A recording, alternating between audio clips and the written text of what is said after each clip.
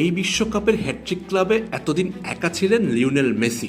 আলজেরিয়ার বিপক্ষে সেই অবিশ্বাস্য কীর্তি গড়ে আরও একবার প্রমাণ করেছিলেন কেন তিনি সর্বকালের সেরা। কিন্তু ভ্যানকুভারের এই রাতে সেই একচেটিয়া ক্লাবে নতুন সদস্য হলেন জোনাথন ডেভিড। 2026 বিশ্বকাপের দ্বিতীয় হ্যাটট্রিক এখন তার নামে লেখা।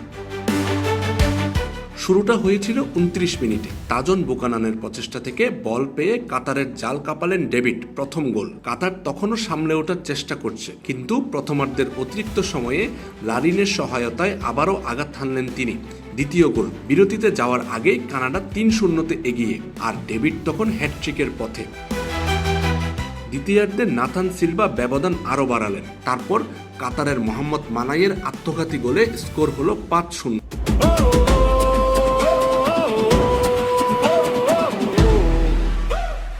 কাতার তখন পুরোপুরি ভেঙে পড়েছে, আর 90 মিনিটের শেষ প্রান্তে ডেভিড তৃতীয় গোলটি করে হ্যাটট্রিক পূর্ণ করলেন। 6-0 সংখ্যাটাই বলে দেয় কতটা একতরফা ছিল এই ম্যাচ।